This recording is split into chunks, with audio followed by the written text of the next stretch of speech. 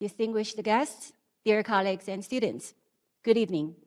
My name is Liu Cheng, and I am an assistant professor in the School of Arts here at Peking University. It is my great honor to serve as a moderator between two distinguished scholars, Professor Yuval Harari and Professor Cheng Lesong. Professor Harari, I'm sure most of you are very familiar with his works, but let me introduce him briefly in the very beginning. He is the Distinguished Research Fellow at the University of Cambridge, and his publications have been best-selling ones across the world. We're very happy to have him here today. It's a pleasure and honor to be here. It's been quite a while since I was last in China. The last time I was here was before the COVID pandemic, and previously I used to come every year, and then it became more difficult. But I'm very happy to be here again with you. I'm a historian in my training, and I see myself as a historian, but I think that history is not just the study of the past. History is also the study of the present and of the future. Historians, our real subject matter is change. We try to understand how things change, and we are now in the midst of maybe the biggest change in human history, perhaps the end of human history and the beginning of a post-human stage of history. And this raises a lot of deep philosophical questions about the very meaning of humanity. So there is really no one better to discuss it with than with a philosopher. Okay, thank you. We are also very honored to have Professor Cheng Lesong with us today. Professor Cheng is the head of the Department of Philosophy here at Peking University. His expertise lies in Taoist studies. But trust me, I have known him for more than 20 years. His knowledge spans way beyond ancient texts. So we look forward to his conversations tonight as well. Professor Cheng, would you like to say hello as well? Okay, hello everyone, and it's a very precious opportunity for me to have a dialogue with Professor Harari. It is not so often happened. You have an opportunity to talk with certain writers, have so many fans and readers. It's a very amazing things.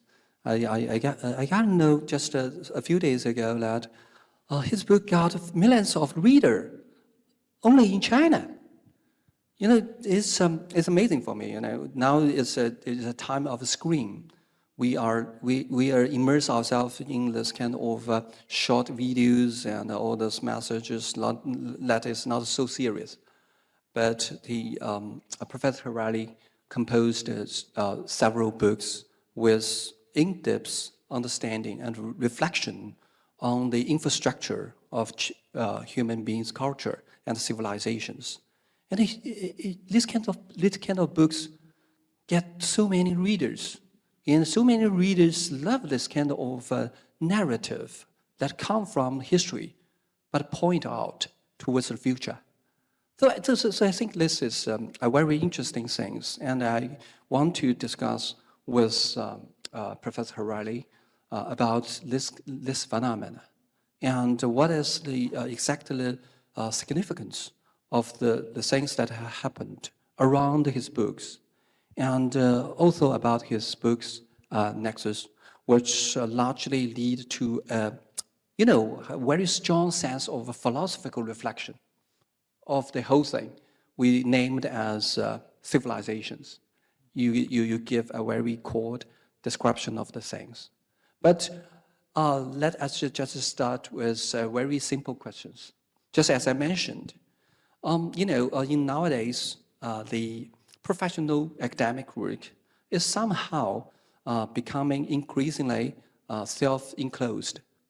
And we actually keep indifferent about the public issues and the common challenges that are shared by humankind. We just do our things in ancient texts, and we just publish our academic papers to get our salary, and your book just remind us as professional scholars to get back to the public sphere, to address the challenges and the problems that shared by the human beings. And you know, this is largely a very interesting thing is, as a historian. You got so many readers, and you give a so strong structure interpretation of human civilization. You know, this is a very powerful tool to shape the mindset of your reader. And this means that you burdened a very strong ethic responsibility. You know, you shape the mindset of your reader. And if we do believe that you have this power, how we can use this power responsibly? And what is your expectation from all your books, your readers can get from your books? Is a very special attitude? Is a kind of a concern? Or is an expectation of a future? Or something like that? I want to hear you about your points about this. What I try to do in all my works is help people understand themselves, help people understand reality better. And it's a very delicate job because people usually rush to judge reality and to judge history, to judge the past and the present. We want to know who are the good guys and who are the bad guys, whether things are good or bad. And when we rush to judge things, we don't have time to understand them. So in my writing, I try to write history without villains, without good guys and bad guys, but to understand the deep process of change. And I sometimes think about history maybe as a kind of collective therapy for humanity. I go to therapy every week. I have a weekly session. And people can wonder, why do people need to go to therapy? I mean, the subject matter in therapy is myself. Who knows myself better than me? Why do I need to go to some stranger to learn about myself? I mean, this is ridiculous. But it's not. Because yes, I know more about myself than any other person perhaps, but there are so many things I don't want to know about myself. That yet I have access to all the data, to the memories, to the daily events, but I reject. I mean, some things I really like to know about myself, but the more painful, the darker episodes in my life, the more painful things I do in the present, it's very difficult for a person to acknowledge that about oneself. Like if you're in a relationship and there is a problem in a relationship, so you ask, and people would say, I'm perfect. It's the other person who is causing all the problem. If only the other person changed a little, behaved differently, everything would be perfect. And you ask the other person, they would say exactly the same thing. I'm perfect. It's my husband, it's my wife that is causing all the problem in our household. So this is why you need to go to therapy. So to get professional help, to realize some very deep truths about yourself that are too difficult or too painful to acknowledge. And history is like therapy for entire civilizations or for the whole of humankind. Also, entire nations often don't want to acknowledge dark episodes in their past or dark things they are doing right now. Entire civilizations, the same. You ask, and almost every nation, almost every country would say, we are perfect. All the problems are because of the other nations. All the problems are because of the other civilizations, of the other cultures. And I think the responsible job of historians is to, and not to share blame, but to simply help people understand better the big processes and the deep sources of the problems in the world. And this is a big responsibility. This is very interesting. I just cannot agree more about your points because, you just point out the core value of the humanity. The core value of humanity is not provide any accurate knowledge, not to make the word transparency. Actually, the most important thing is that this. Through the humanity and the reflections, we teach people do not make any judgment in rush, to try to lead a very hesitated life, especially intellectually, because the complexity of human nature, because different kind of narrative that were dominated our man side, that is biased and one-sided. This is largely because what? Because the limitation of our perspective of understanding. And this largely lead to my own understanding of your book. I think that through all your four books, you are largely trying to give a very cautious, refined warning to us as human beings, to urge us to respect, but never blindly trust our imperfect human nature. If we turn to the so-called development of technology and the dramatic change that ongoing because of the AI technology, we'll find that the things is not just the technology itself. Just as Hinton has pointed out, the most important thing is the misuse of this technology, but not the technology itself. This largely leads us to a very important issues in the philosophy of politics, which we called technocracy. And those who dedicate the development of AI technology actually had been set up a systematic techno-tyranny on human beings. Just as me, I have no idea what the AI expert talking about. And I have no idea what I should do to facing up all this change. The only thing is that I was forced to accept it. And this is unfair. Why should I accept it? And the things is this. Those people who manipulate these skills and technologies are ordinary people. They might be evil. They might be trying to set up a dictation on us. And why we should accept it without any condition.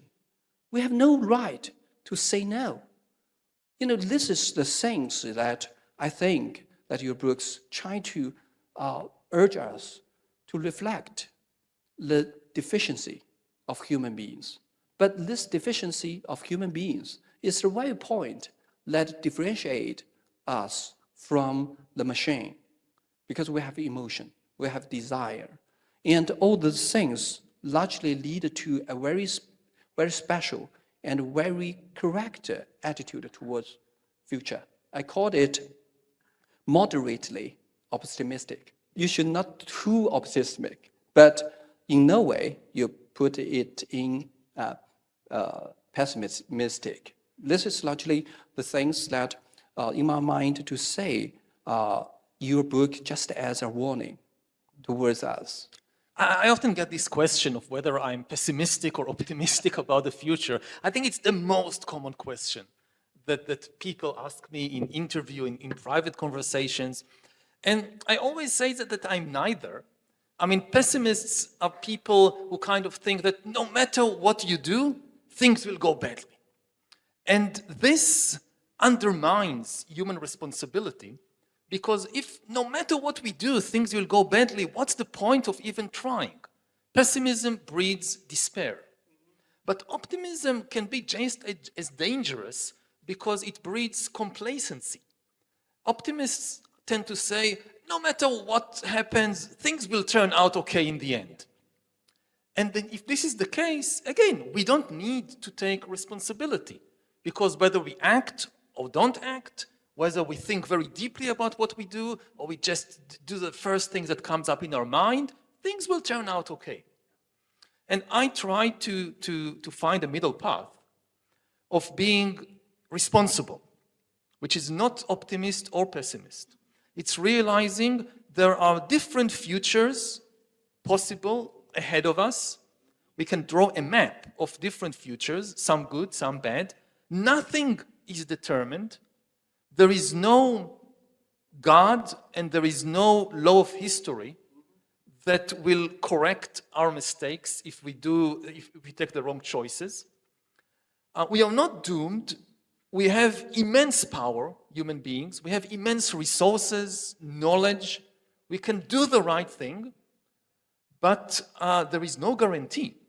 Enough people need to make good decisions in order to reach the right destination. And, when I look at the world right now, I am appalled by the lack of responsibility, which is shown by many of the political and business leaders around the world. And it seems that humanity is going in a very, very dangerous direction.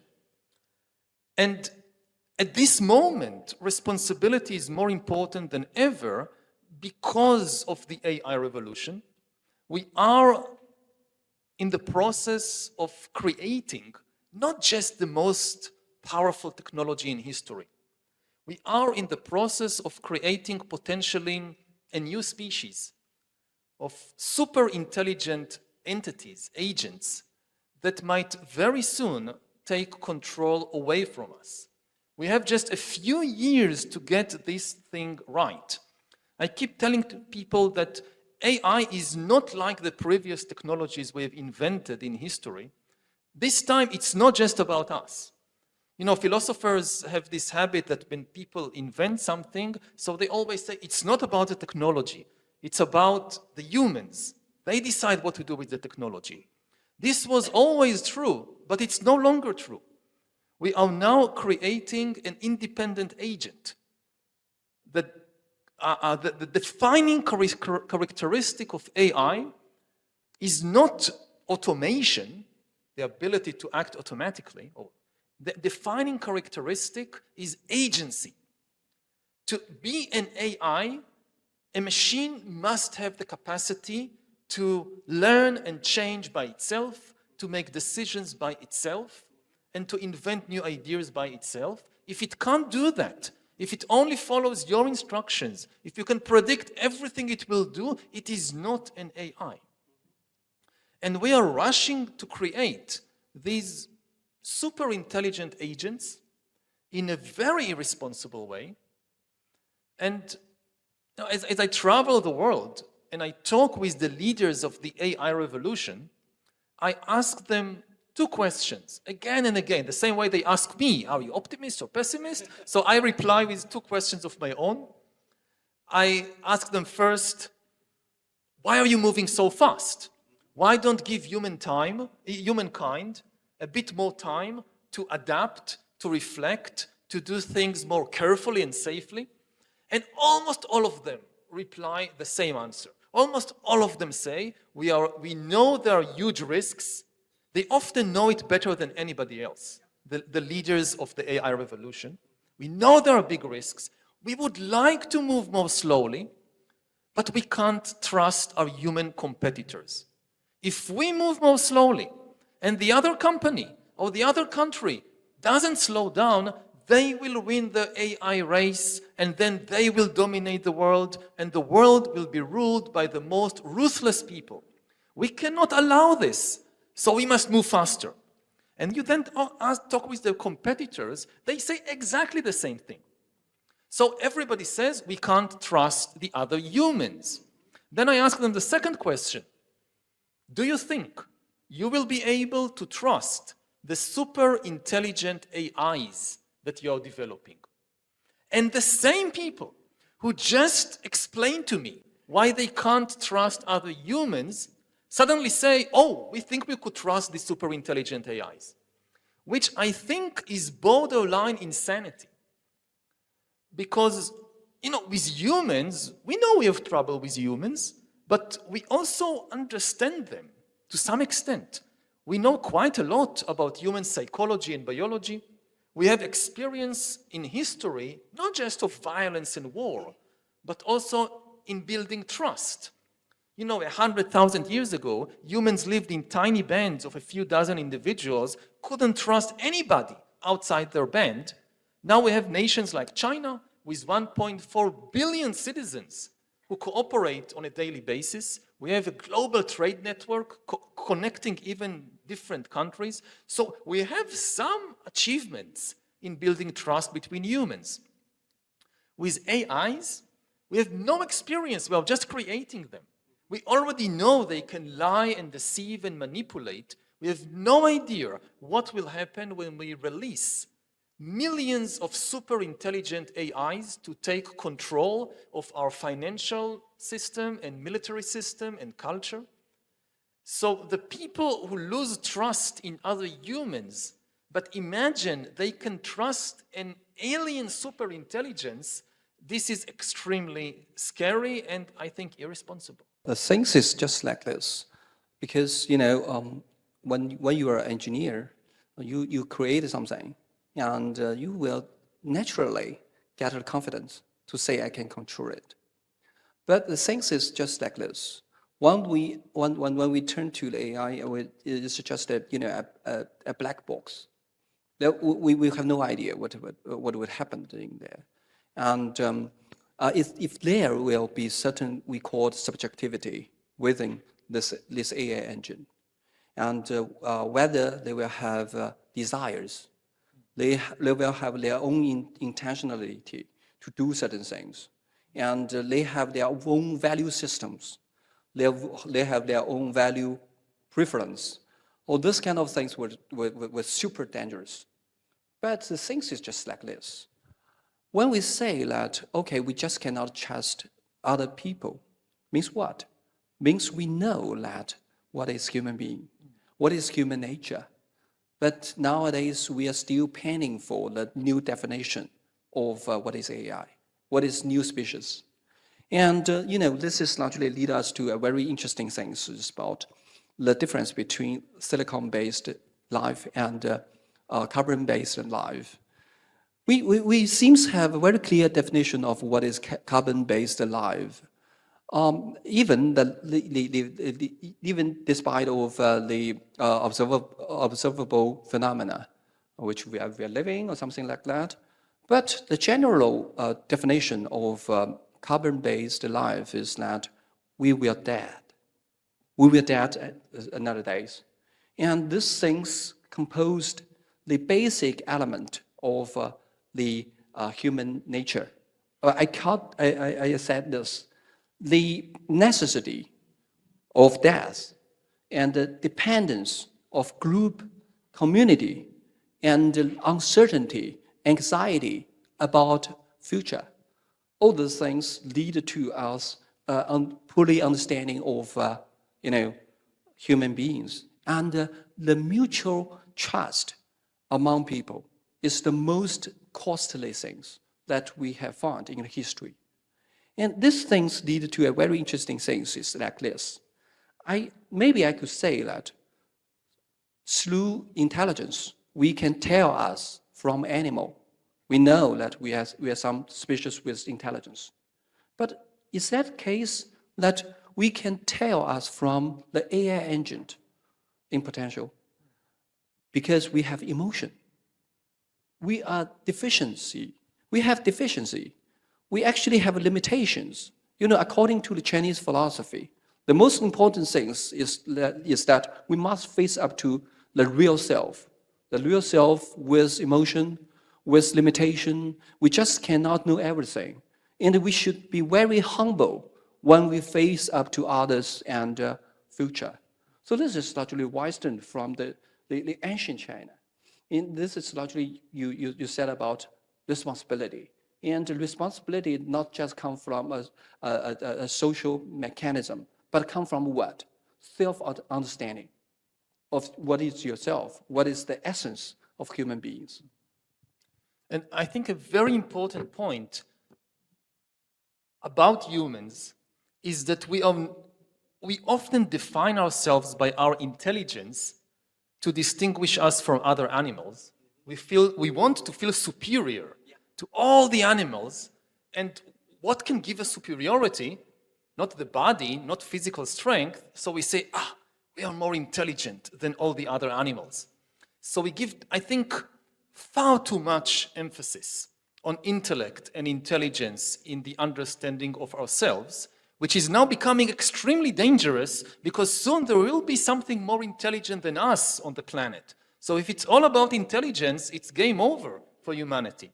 And maybe I share something from my own personal history, which taught me in, again, a very painful way that intelligence is not the most important thing in humanity or in life. When I was quite a young boy, I was spotted in the school as a gifted student. So they took me out of my school in my neighborhood and sent me to a special school for gifted students where they collected these kind of genius kids from all over the northern part of the country. It was quite far away from my neighborhood, so it was a long ride every day, but this was not the bad thing about it. The really awful thing about it is that this was a special school for gifted students, so everybody saw us as some kind of walking intelligence. And we were valued for our intelligence. And here is where it became really problematic. Back in my neighborhood school, I was easily the best in everything, in mathematics, in reading, in writing, in everything, without much effort. Which first left a lot of time to play and do other things. And secondly, kind of my position as the smartest kid in the class was easily secured. And this was my identity. I'm the smartest kid in the class. Suddenly, I find myself in a class with 30 other genius kids who also define themselves as being the smartest kid in the class. Now, you throw 30 10-year-old kids into a class like this, and you get a gladiatorial arena. Not with fists, but with words. We were merciless. It was like the cruelest place I've ever seen in my life was this class. Sometimes, I read in history books about wars and terrible things that are happening, so it's worse. But like from personal experience, this was kind of the worst thing that I saw was these 30 10-year-old kids tearing each other to pieces, trying to prove them I'm smarter than you. It was also hell for the teachers because our kind of contest was who could find the mistakes the teachers make and humiliate the teachers. This was like, you're a king of the class for a day if you manage to humiliate and most of the time we just humiliated each other.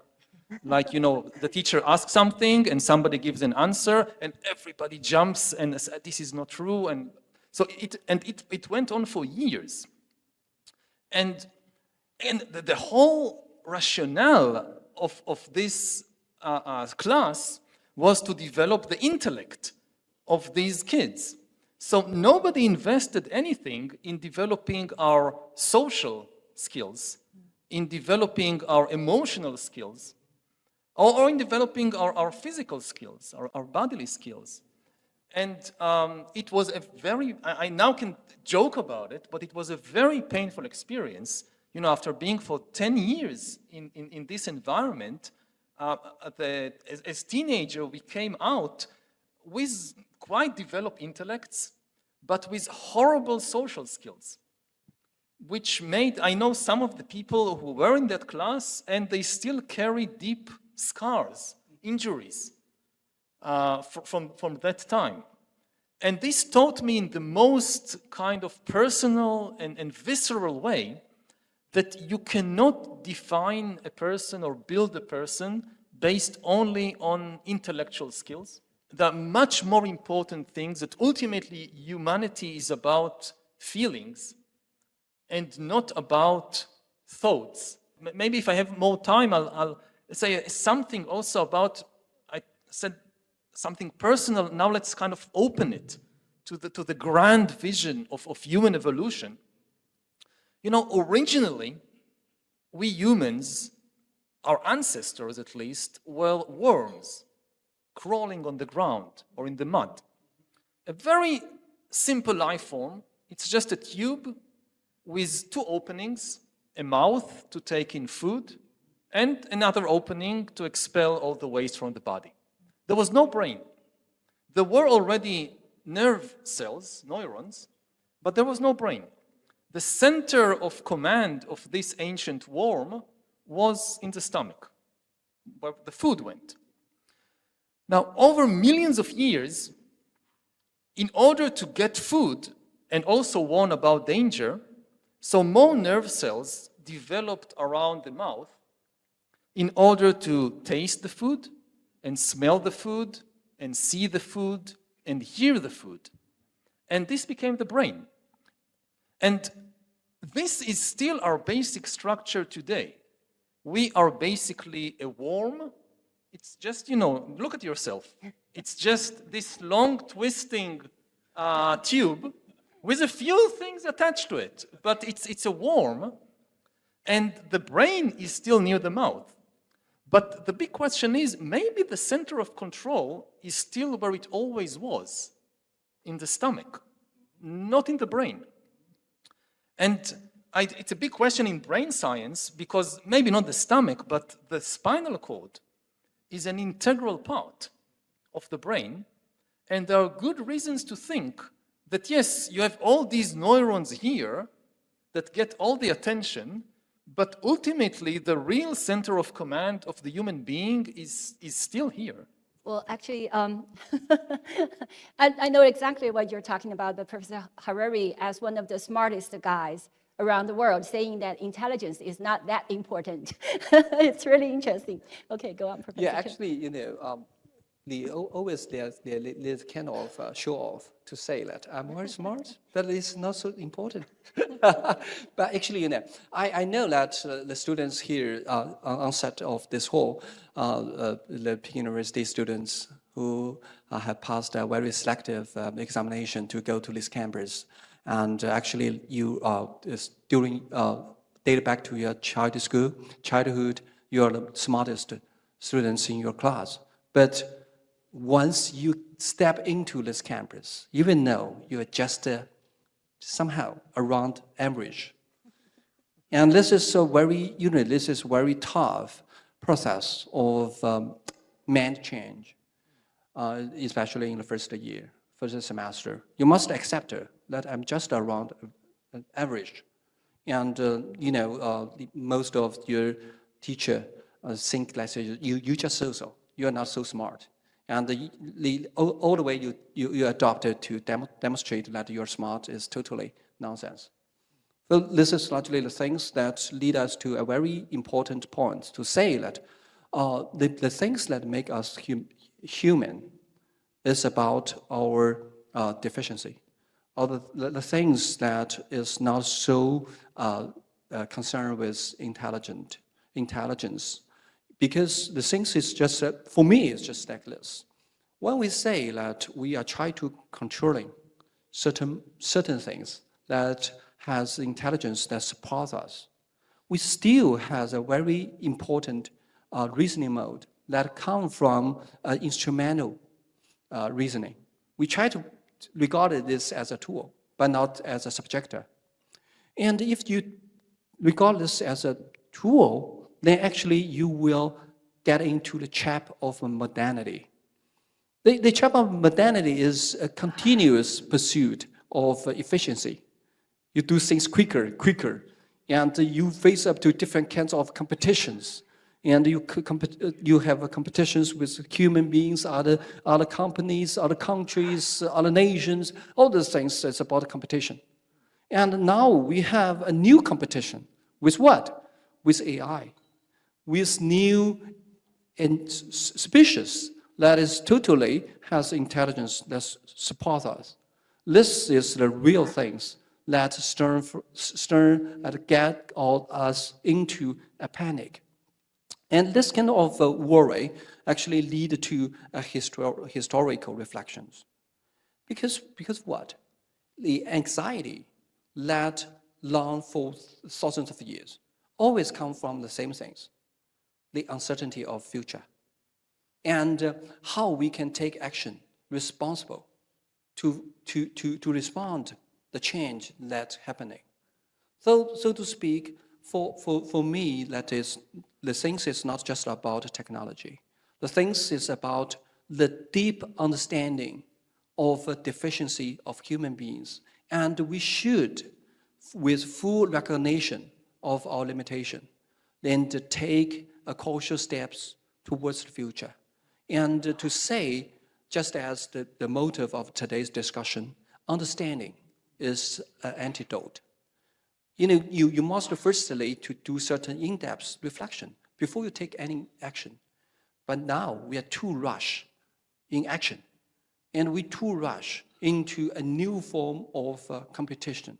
And this is largely what I called consequence of modernity. So we actually not face up to the so-called competition with AI, but we actually run into a competition with ourselves.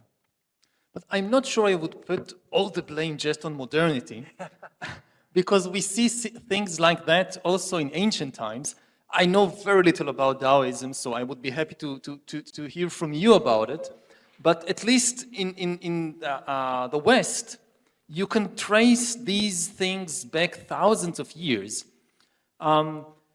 Especially you talked about the fear that humans have of losing control, of not knowing. And this fear often propels people to look for something infallible. Like the fantasy of super intelligence didn't begin today or a few decades ago. The fantasy of super intelligence, at least in the West, goes back thousands of years when humans yearned to find some super intelligent savior, Messiah, God, that knows everything, that never makes mistake, and that we can rely on him, because we can't rely on ourselves. And this fantasy, the first artifact that it produced, and which is still one of the most important artifacts in the world, is the Holy Book. Again, I don't know what is the status of Taoist texts that you're studying. I'll be very happy to hear in a moment from you. But in religions like Judaism and Christianity, ultimate authority is invested not in any human being, like a priest or a rabbi or something. Ultimate authority is invested in an artifact, a text, which is supposed to be super intelligent, never makes a mistake. Now, of course, until today, there was always one very big problem with texts like the Bible. They can't talk. They can't answer questions. So here I am, believing that this text is perfect intelligence, never makes any mistake, but I have trouble understanding the words. It's not written very well. There are too many meanings to the same sentence. I'm not sure which meaning is the correct one. Or maybe this text was written 3,000 years ago when people were farmers. Now I have like a modern business. I'm not sure how to apply the lessons of this text to the new reality. So what do? I ask the text, it doesn't answer. So I need a human to interpret the text for me. And then a class of humans emerge which are experts in interpreting the text, and they become the real authority in society. These are the rabbis and the priests. Now, something extremely interesting is happening right now in the world, at least of these religions, that suddenly the text can talk. Because you can give an AI to read the Bible and all the other religious texts. I mean, over thousands of years, if I take the case of Judaism, rabbis didn't just read the Bible. They wrote thousands and thousands of commentaries on the Bible, and commentaries on the commentaries, and commentaries on the commentaries on the commentaries, which all became sacred.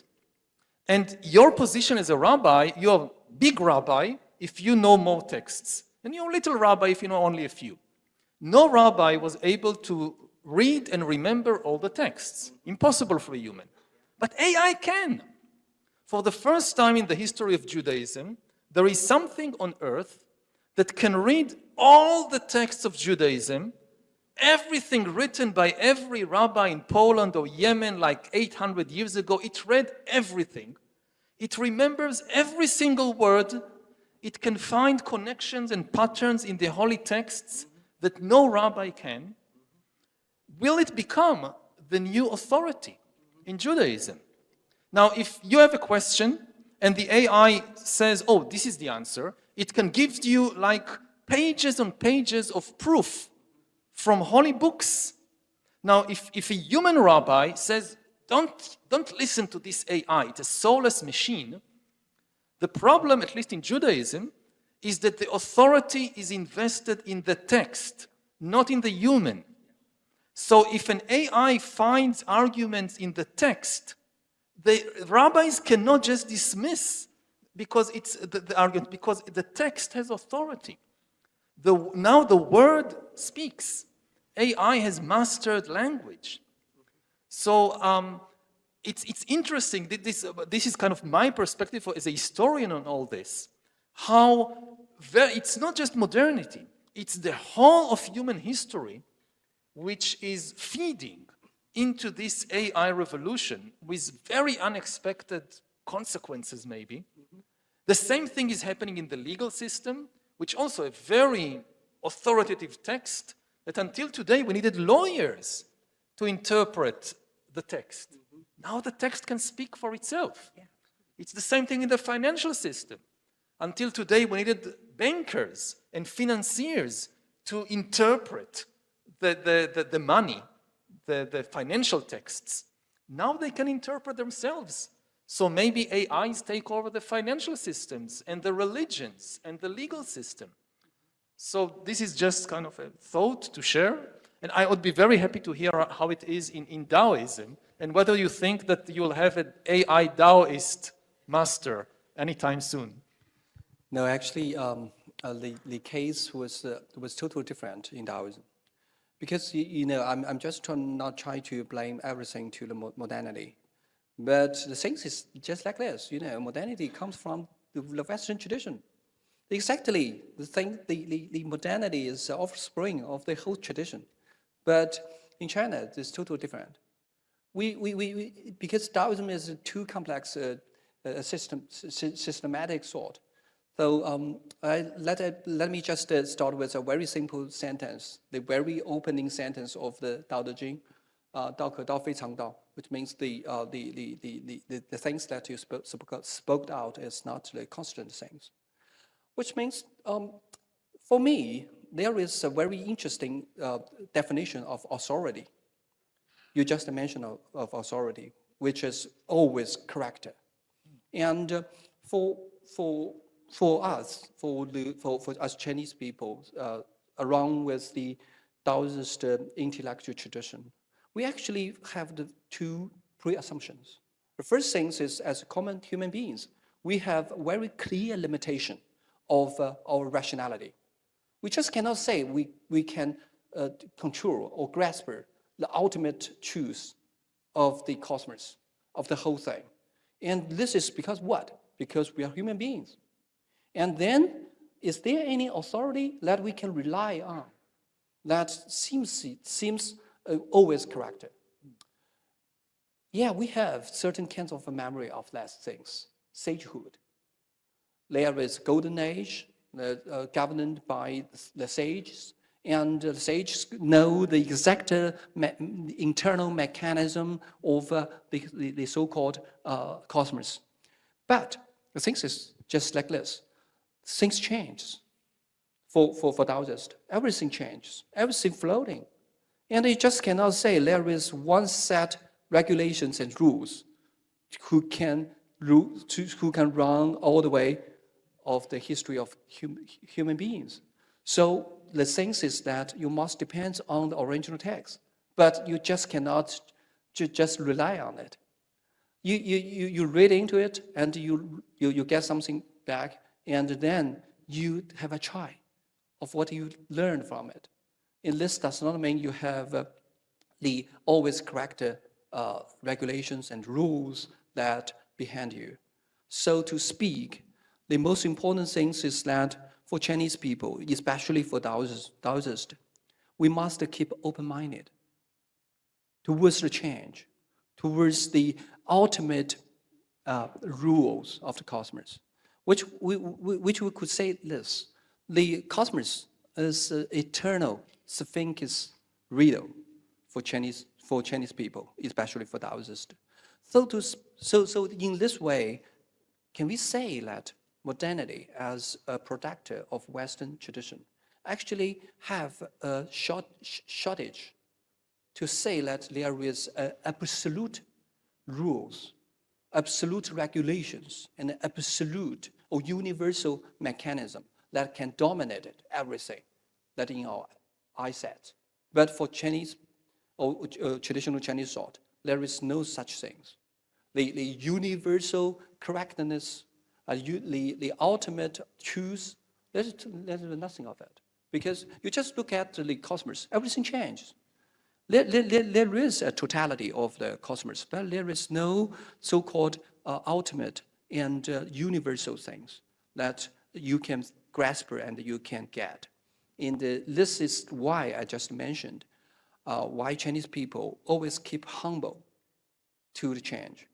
And we always try to do things in a detour of learning and practicing. We're learning something and we put it in practice, and we got reflections, and we back to the text again, and then we take action according to my learning or learning from the text. So this is largely very Chinese style. And this is why I called Chinese style actually very different from the Western counterpart. And this is why we could find certain therapy of the problem of modernity that we can draw from the Oriental sources, Oriental thought. So this is largely why we should do certain expansion of our intellectual views through mutual learning and mutual understanding, I think. And similarly, in Buddhism, there is also a lot of similar arguments to what you just mentioned from Taoism, that we need to acknowledge the limitations of humanity. There are no absolute truths that you can hold on to. Everything is empty.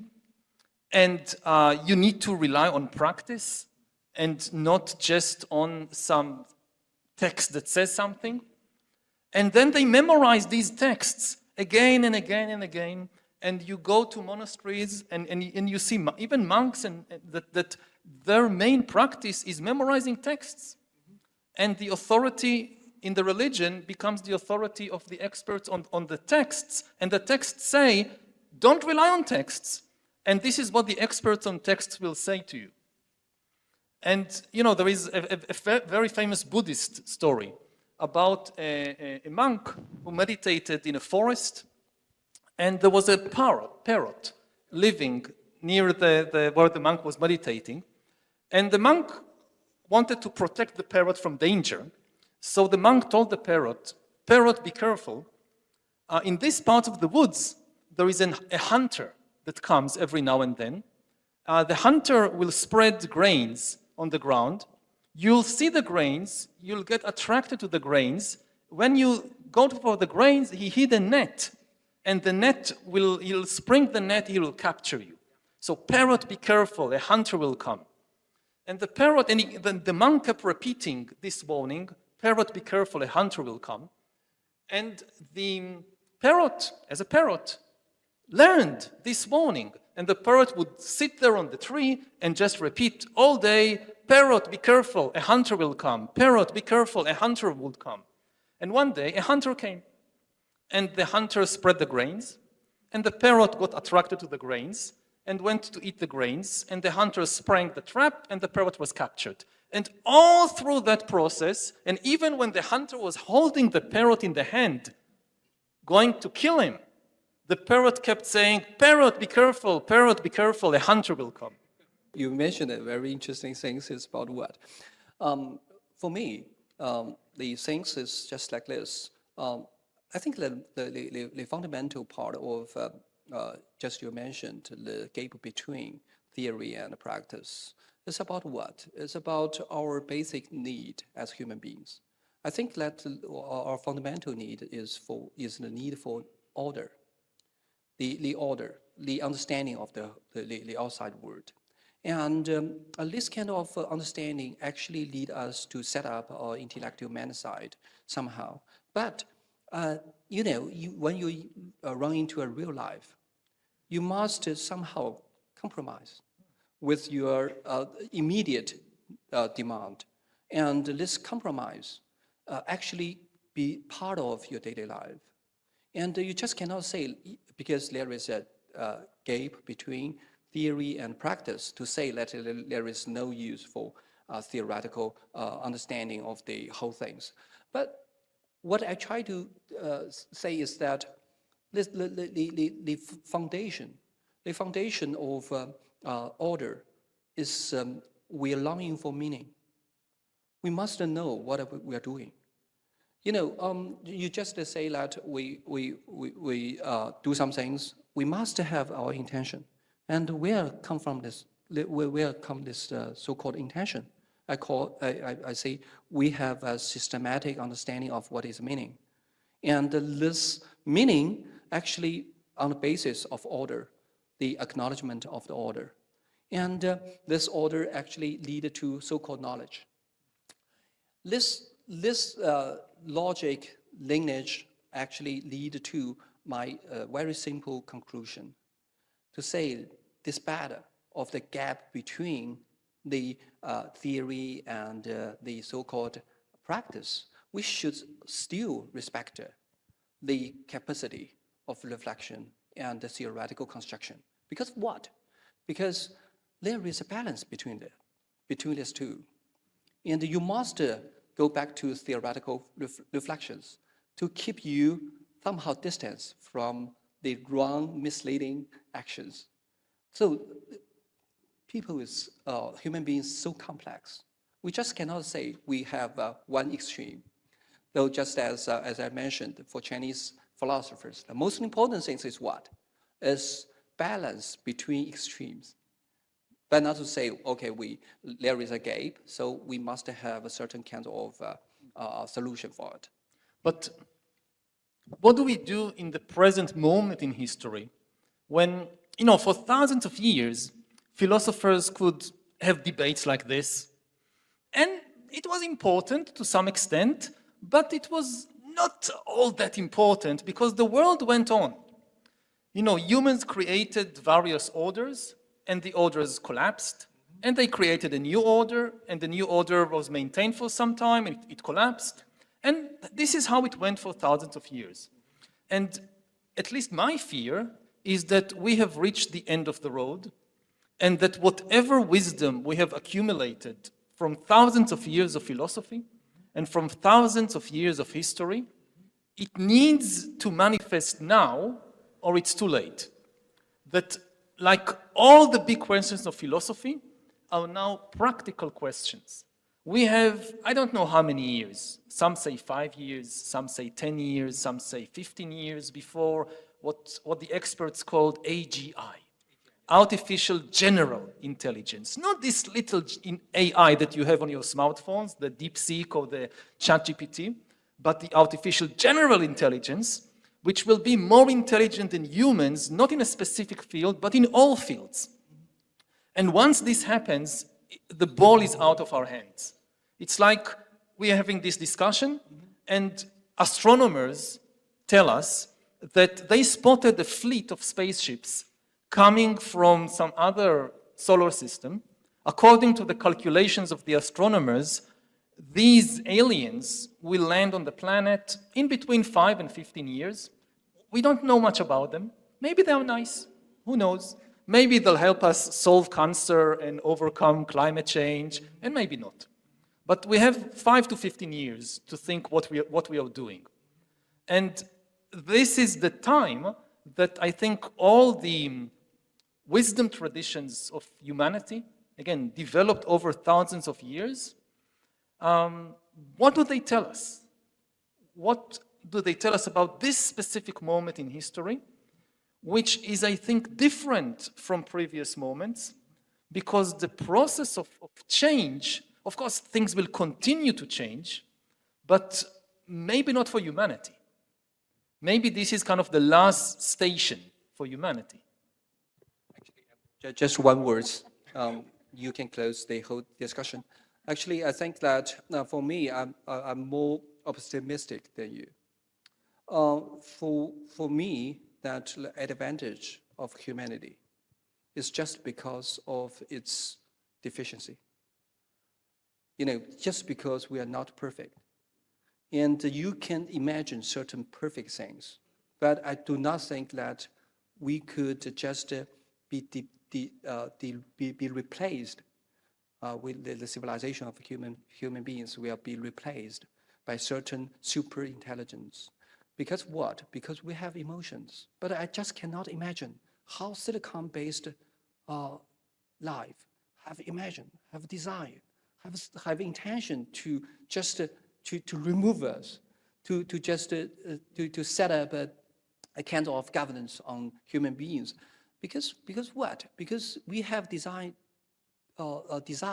because we are somehow has a very strong sense of shortage, strong sense of deficiency.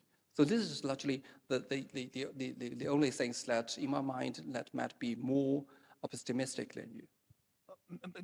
I'm not sure how much time we have, but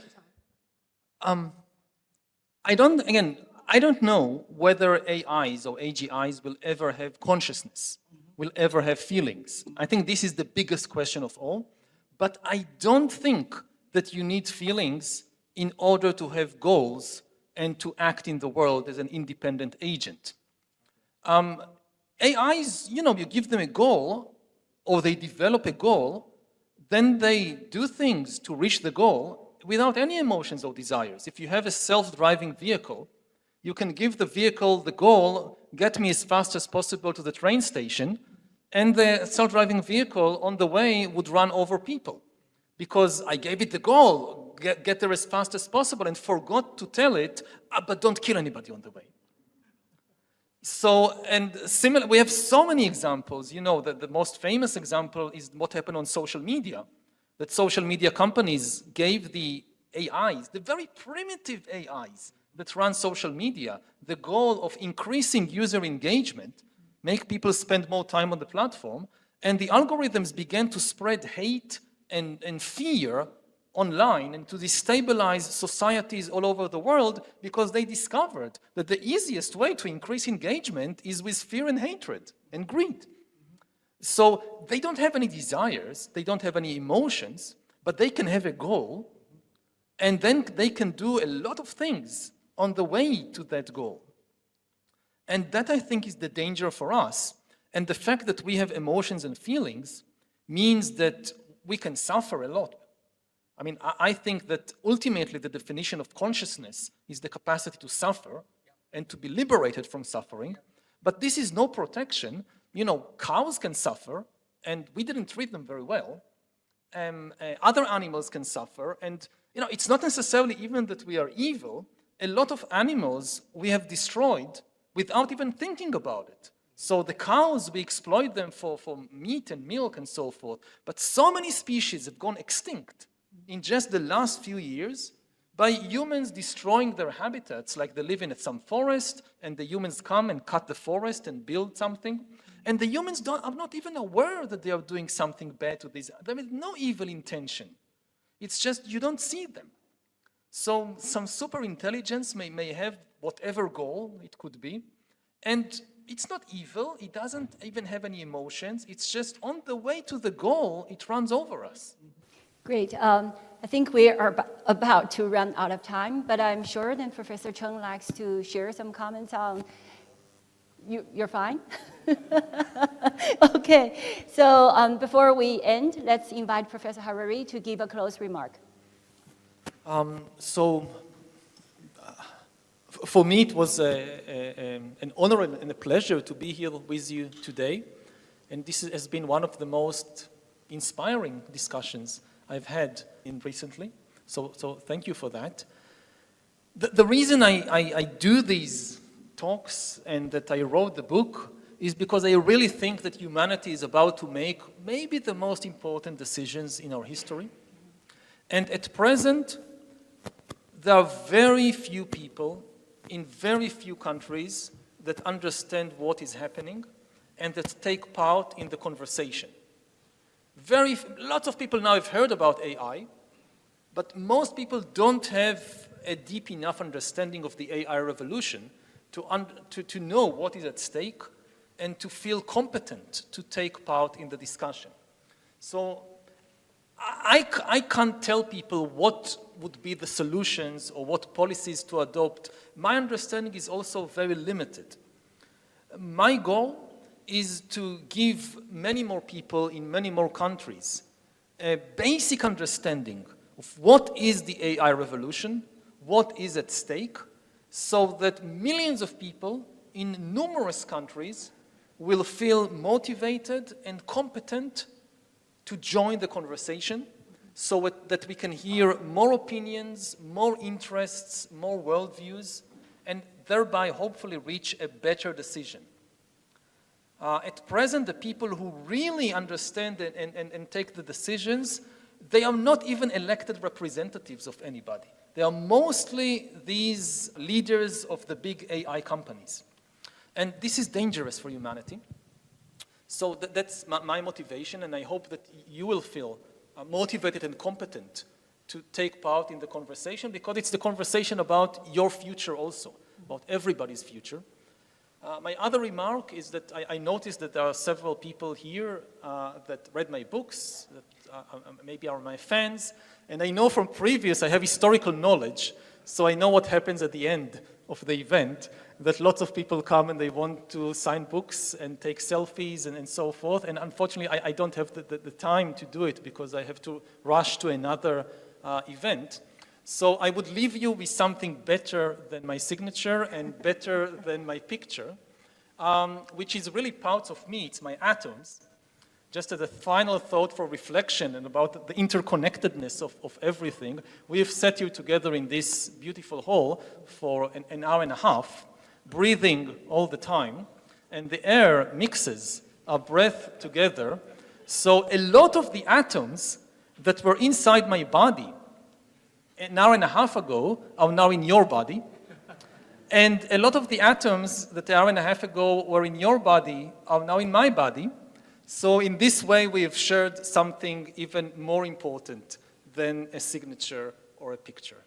Thank you. Thank you very much.